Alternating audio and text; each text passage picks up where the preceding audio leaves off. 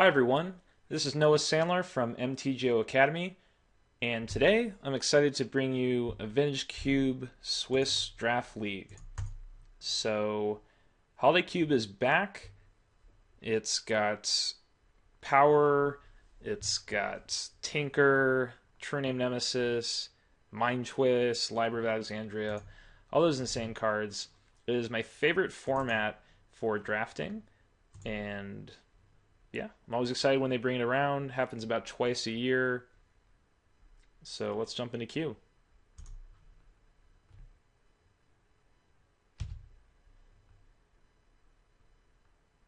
And a decent opening pack. The best cards are Balance and Garrick. There's some other strong stuff: Polluted Delta, Gideon, Tameo as the best other cards. So here you have a choice between going for Garrick, which is great in green ramp, which is also one of the best archetypes in the cube. So that's a pretty defensible first pick. And Balance, which is a more powerful card, but goes into more specific archetypes, so control decks basically. Plays really well with Planeswalkers and fast artifact mana. And I also think it's a more fun card. I draft a lot of green ramp. It's not particularly interesting, but Balance goes into a lot of really intriguing decks. Maybe the Gideon can come back. Maybe the Sphinx can come back. Those could go well with Balance, but pretty happy to take a Balance for our first pick.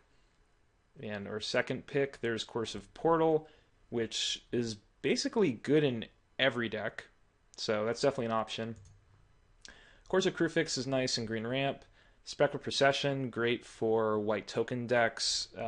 My favorite being black-white Disruption. Uses Smokestack, Braids, Thoughtseize, just disrupt your opponent's hand and the permanents in play, and then win with tokens. Also, Zealous Conscripts could be used with Splinter Twin or Kiki Jiki for combo. Also, just hits Planeswalkers right as they're about to ultimate, which can be really fun. And a Hallowed Fountain, which I didn't see. So yeah, I think it's Portal or Hallowed Fountain probably. Procession and Balance have anti-synergy. You don't want a lot of creatures in play when you play Balance. I suppose you also don't want a lot of cards in hand, but of course a Portal is an artifact, so it doesn't get counted for Balance.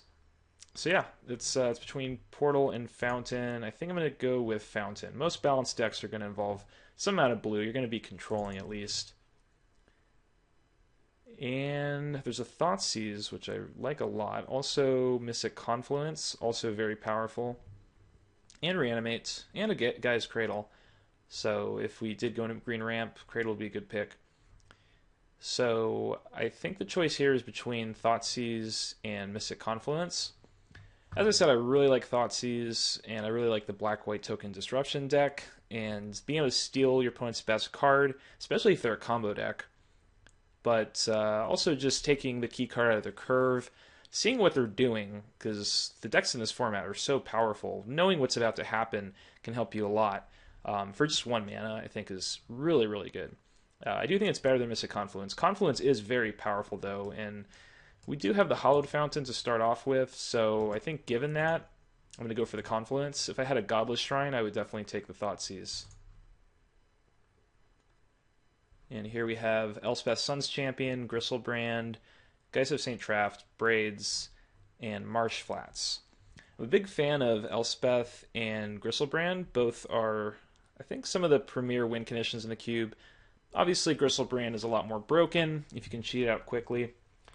Elspeth is more of a fair card, I suppose, but once it's out, it's really hard to stop. So I still see it as a really powerful card in the cube. Not huge on Geist of St. Traft. I don't think it really fits too well. If you happen to have the blue-white aggressive deck, then yeah, it's good there, but not something I play in that many decks.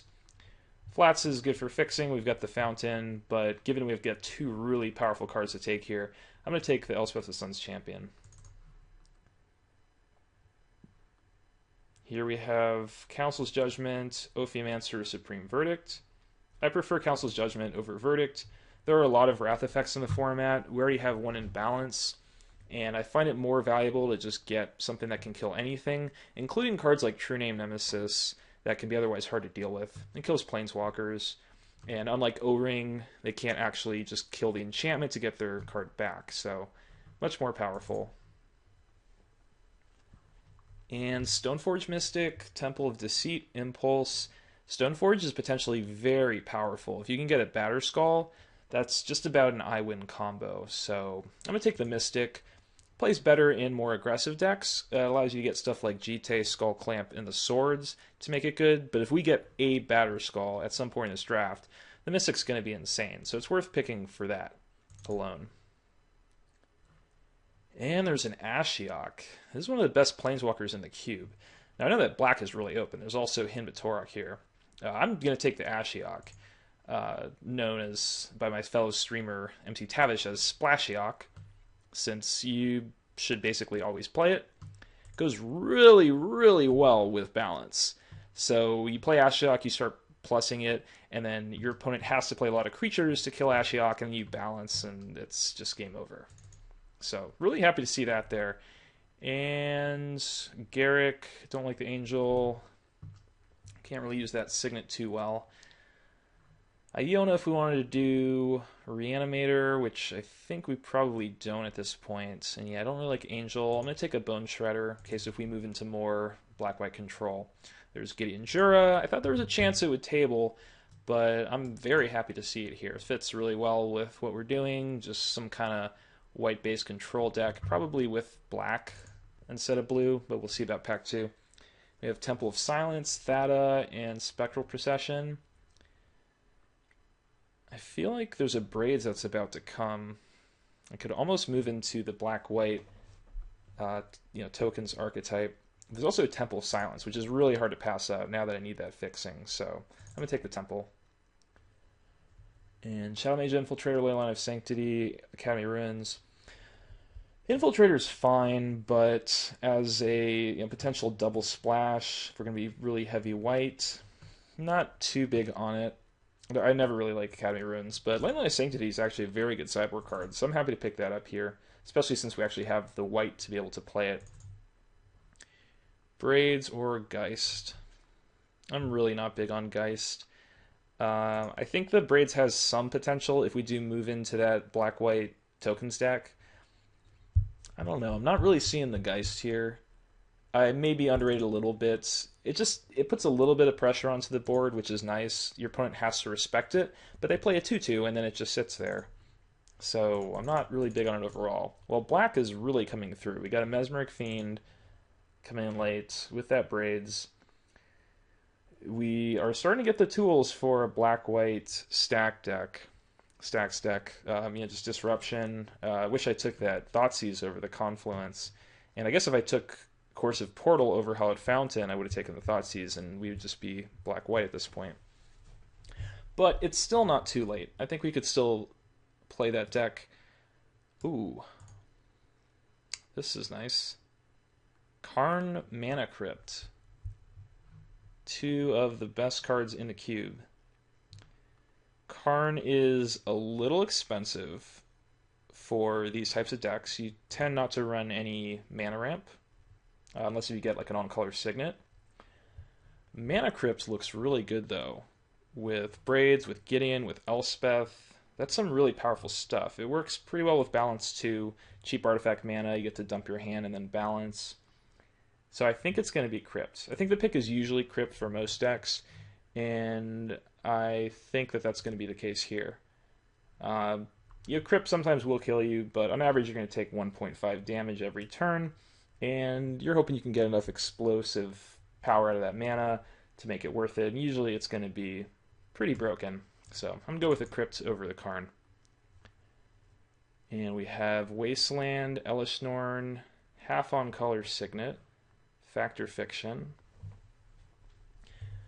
Elishnorn is really powerful. Now that we have the Mana Crypt, 7 is a little expensive. It's not like I wouldn't play a Karn. I would put a Karn in the deck, but it reduces the value a little bit because you want to be playing cheaper stuff for a deck like this. You kind of want to cap it on 6, but Elishnorn is so powerful on 7 that it's still worth it. And we have the Mana Crypt now, so it's going to be easier to actually cast Elishnorn. So I'm going to take the Elishnorn. There's also potential we could play a little bit of a Reanimator theme and be able to self-discard Elish and get it in to play early. But yeah, I'm going to go with Elish Norn. Day Judgment, Skull Clamp, Mother of Runes, Mirror Battlesphere. Some powerful options here. We have Stoneforge Mystic, so Skull Clamp looks kind of good. We have the Elspeth Sun's Champion. We didn't take that Spectral Procession, but we have Elspeth Sun's Champion. We have a Bone Shredder, Mesmeric Fiend, and just gives us something to get with the Mystic. So that's a pretty good option. Mirror Battlesphere is a good card, but we already have Elish Norn, so I'm not really looking to take another 7-drop. Day of Judgment is nice, goes well with these Planeswalkers. I think I'm going to take the Skull Clamp, though, since we have the Mystic, and I'll try to pick up some more tokens-related cards. I don't know if we passed up on an Ophiomancer, but that or Bitter Blossom. There's other token makers, so I'm going to move more into the black-white tokens deck, and Skull Clamp can be really powerful in that deck. There's the Batterskull. Recruit of the Guard would be kind of cool too with Skull Clamp. And I love Karakas. Karakas is really awesome. It's a cool combo with Braids. You can make your opponent sacrifice a permanent, then end a turn, bounce your Braids, play Braids again so you don't have to sacrifice. So that's a really nice combo. And I mean, Elish Norn also gets to protect it. If your opponent plays a Gristlebrand, you just bounce it to their hands. So Karakas is really, really good here. But you cannot pass a Batterskull when you have Stoneforge Mystic. That combo is just too broken. Turn 3, put a Batterskull into play. That wins so many games. So I'm going to go with the Batterskull. We have Brimaz, Reflector Mage, Baleful Strix, Dismember. I'm going to take the Brimaz. It's a card that makes tokens for Skull Clamp, and it beats down pretty well. We're going to make the deck a little more aggressive right now. We have the cheaper Gideon, Tasigur, Dromica. Yeah, we'll take the Gideon. It's a token maker, fits well into a deck like this. Hero's Downfall, Blade Slicer, Baneslayer Angel. Baneslayer is really, really good against mono red. It shines in some matchups. And as a card I would take, I think the deck's getting a little bit clunky when I have this Skull Clamp, so I'm actually just going to take a Blade Splicer, keep the curve down, give us something to clamp away. I think it's a little more of an important card in most matchups, keep our curve down, over Baneslayer, which is going to be really good in some matchups. Wow, there's another Elspeth. That's our second, but that's a really good one, so we'll take that. There's also Swordlight Shadow, the Worst Sword. Oh, and Smokestack. Smokestack would be great here too, but Elspeth is just better with Skull Clamp too. And O-Ring versus Hero of Bladehold, also Hypnotic Spectre and Shieldred. Between Hero and O-Ring, Hero is one of the best Army in a Can cards. It just wins the game by itself if your opponent doesn't stop it, so it's got to be close to being the pick here. But I don't know. Having an O-Ring could be nice. We have Council Judgment right now in balance. That seems really close. I think I'm going to go for the O-Ring. It plays better if we slow the deck down a little bit. And Murderous Cut, Archangel of Thune. I'm not big on Archangel. And speaking of that, we'll probably not play the Exalted Angel in the main. Not big on Archangel. I think it's fine. But as far as 5-drops go, I think it's not that great. Murderous Cut isn't that special here either. Yeah, I'll go with the Archangel. And Day of Judgment versus Mother of Runes. Day of Judgment is still nice to have. In fact, our balance is now getting worse because we're looking to be more token-based. Just sometimes you play a matchup where you need to be able to kill the creatures. It can be really good.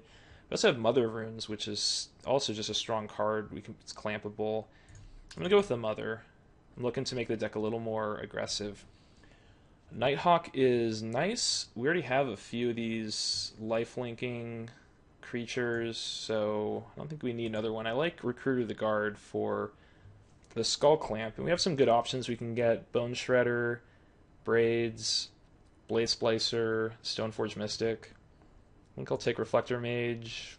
The Abyss probably doesn't fit too well here. If you make a lot of tokens, it could be good. Yeah, I'll take the Abyss. Might be a matchup for it. Oh wow, we got the Baneslayer Angel back, and Desecration Demon is not bad. Baneslayer just goes in over Archangel. And there is Library of Alexandria, Bitter Blossom, and Jite, and a Windswept Heath. We're going to take the Library, because the card's just insane. It's maybe the 5th best card in the cube. Hopefully table the Bitter Blossom, which would be great for the Skull Clamp. And Braids. Yeah, not much else to say here. Already have Batterskull to grab with the Mystic. Yeah, I'm just not passing Library. It just wins too many games by itself. Here there's Mirran Crusader, Ravages of War, Dimir Signet, and Tundra. So we have this Ashiok. And I don't like the Dimir Signet too much here because we've got so much double white. And all the cards we want to ramp into are really double white. Just so much double white here. So having a Signet that doesn't add white is pretty awkward. Tundra could definitely help us splash the Ashiok. It's just one land towards doing so because we have Hallowed Fountain already. Mirran Crusader is just really nice in some matchups. It's fun to put a Batterskull on it. This is a good card. Ravages. This could be a pretty good Ravages deck. I'm always... Like, if I'm White Weenie, I love Ravages. And in decks that are a little slower, I'm less excited about it. But it does just, put the stamp on the end of the game. I think... this is a really tough pick. I'm going to go with the Crusader. At least it's going to be really great in some matchups. Where I'm not as sure about the other cards being important. Okay. Shambling Vent, Animate Dead. Armageddon. Another Geddon effect. And that's pretty much it. Mazavith also. I really like Mazavith, though it's not as important in this deck because you make a lot of tokens, so you're able to deal with ground creatures pretty well. And we have a lot of expensive cards that we want to cast. So I'm not too interested in that. I think just the Shambling Vent, a good man land, and I could use some more fixing. I'm pretty short right now. We have double black, double white, and maybe a black-blue card, so I want to take the fixing over a Geddon. I think we're going to get plenty of playables, so taking a land is also important.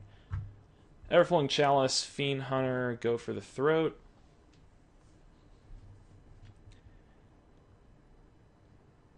We don't have much going on early. Even though it doesn't add colored mana, I think the Chalice is still a pretty good pickup. Even on turn 4, we could play it for 2 and then excel into Elspeth or Elishnorn.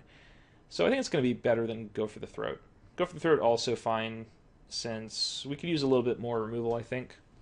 But I like Chalice, be able to excel into a Planeswalker. And Vindicate, Metamorph, Massacre Worm, Temple of Enlightenment, and Phyrexian Revoker are all good. I'm just going to take the Vindicate, just powerful, kind of what we're looking for, just a little more removal.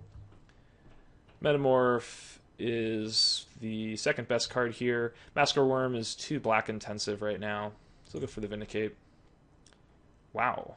This is some good stuff. Consecrated Sphinx, Dragonlord Silumgar, Restoration Angel. Sphinx is really, really good, but we won't be able to cast it. Silumgar, also really, really good. Now, if we picked up that Caracas earlier, this would be insane, because you can just keep bouncing Silumgar to protect it, stealing other things. There's also a Restoration Angel. We have Recruiter the Guard, Blade Splicer, Stoneforge Mystic, Bone Shredder. That's a lot of things for a Resto Angel. We just have one way to fix for blue right now for the Silumgar, so I'm going to go for the Resto Angel. And I'm thinking we're probably not splashing the Ashiok at this point. And here we have Arid Mesa. We could use it to search for the Hallowed Fountain, but we don't have a black-white land yet. There's Anguish Unmaking, it's another Vindicate, though losing 3 life is pretty annoying. Toxic Deluge, which is nice to have one. Flicker Wisp, combos with the same things that Restoration Angel combos with. Another interesting pick. I don't like the losing 3 life from the Unmaking, but it's still a good card. I mean, Deluge is nice to have, but I'm going pretty token heavy. I'm not too interested in it. And then Flicker Wisp definitely has a lot of combos. Mesa could help me splash. I'm going to go with the Flicker Wisp. Just be more proactive and try to set up some combos. Here, I like a Mirror Angel, I like Spear of Heliod, I like Duress, but Scholar is really, really good. So I would play any of these, but Scholar is the best. So I'm going to take that. And Bitter Blossom came back. I'm going to take that over Sidisi or Heath. And Ravages and Tundra came back. So it's last call on a blue splash. I don't think we're going to see another fetch at this point. I think the Arid Mesa is too far from here. So I guess I'll just take the Ravages. I don't think we need the Ashiok. There might be a matchup where it's good, but we're not going to be able to get enough fixing for it. So I'll just take the Ravages. And Lifebane Zombie is really good in some matchups. Maze of Ith as well. Westfall Abbey is okay, but Mana's a little iffy. I don't really want to play a colorless land. I think I'm going to go for Lifebane. Maze of Ith is very good, but I just think the color requirements for a deck are pretty rough. Take a Fiend Hunter here. And these... I just never play Puppeteer Click. I'll take Reinforcements. Skinrender is a nice pickup. Probably not going to make the main deck, though. It's good with Resto Angel and Flicker Wisp, so maybe. And English Unmaking last pick. Might play that. So we're going to have a ton of playables.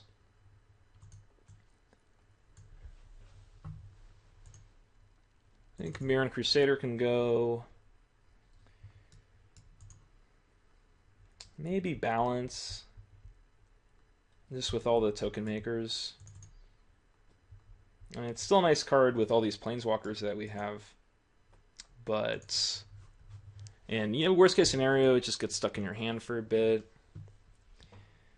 But I don't know, between the Skull Clamp, all the tokens that we have cards that make multiple creatures, and Guard gets another card in our hand, leaves a creature out. It's just not quite as good as it usually is, so probably going to end up cutting it, because we have a lot of great cards already. We're not going to play the Hallowed Fountain. 1, 2, 3. Crypt counts as a land, so we're at 26 right now. So we have to cut 2 or 3 cards. I think Ravages is cuttable. It's nice that if you have control of the board and you play Ravages, you're basically going to win the game. Now, how often is this deck going to get control of the board? A decent amount of the time. So it's worth considering. It does depend on the matchup. If you can just land a Bitter Blossom and then Ravages on maybe turn 5, that could be enough to win the game. But we're not that aggressive. If we don't get a Mana Crypt out, if we have Mana Crypt and we Ravages with just a slight edge, we could even just die to our own Crypt.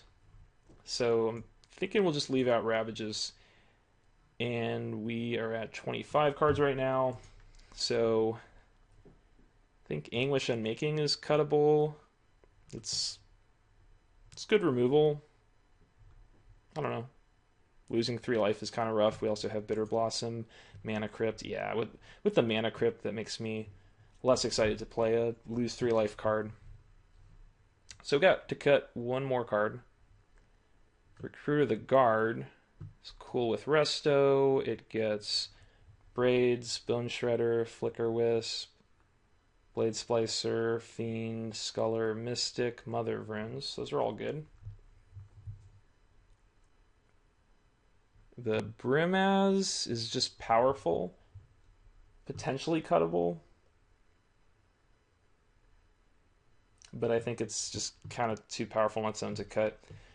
Maybe Baneslayer, though I like gaining life back when we have a card like Mana Crypt, and also being able to excel it out on turn 3 would be pretty sick. Elish Norn I think is too good to cut. So maybe Bone Shredder. It does only hit non-artifact, non-black. So it's a card you could side in. But I like being able to search it up with Recruiter. Recruiter is a little slow. And if this is your turn 3 play, you're falling behind on board most likely. And the card doesn't curve too well because you search for something 2 or less. Now, actually, if you get Braids, though, that's pretty strong. And then you have Recruiter to sacrifice to Braids. So I like that combo a lot, actually. It makes me want to keep Recruiter in, and just to try it in this type of deck, since I haven't played it in a black-white deck before. I think Flicker Wisp is strong, but maybe cuttable. Or just the Bone Shredder. So we'll look at how much removal we have. We have Elspeth is Sword removal. O-Ring, Judgment, Vindicate. And a couple things that hit out of hand. I don't mind having another card that kills a creature. We don't have any Wrath effects. So I like Shredder. I do like all the cards in the deck currently. Yeah, I like Baneslayer. Mother of Runes can protect the Fiend and the Sculler, as well as Braids. So Mother's pretty nice. You can also just clamp Mother. A lot of these cards are clampable. Maybe Brimaz. It's not as important that I beat down with this deck. Because it is kind of just a beatdown card. It's a very good one.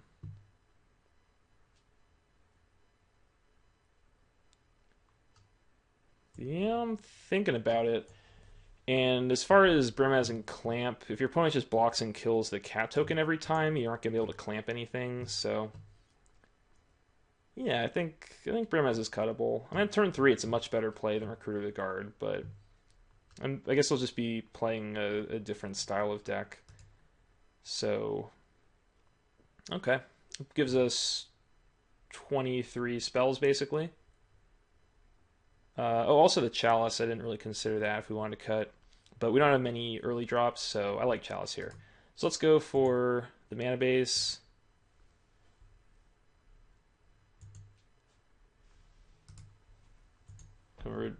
Wait. Okay, color sort. So just black-white here. So Braids is the one card that requires double black, so we can use a lot more white than black, and we really need double white. This says 10-3. That's a bit much. I'd want at least 6 sources for the Braids, probably 7. This is basically 11-6 right now. 11-6. I think with all these 2-drops, we definitely need at least 7. You would like 8 if possible, but we really need the double white. So I'm going to cut it down. We're going to do 10-7. Hold on. 13. Yeah, so it's 10-7 as far as sources, and that's considering that we're also using Library of Alexandria and Mana Crypt as colorless sources. So that means our colored requirements are a bit rough. Like, we would want more sources of white and more sources of black, but you're not going to cut Mana Crypt or Library, so that's just what we're doing. So yeah, that's it. I'm going to get to the rounds in just a moment.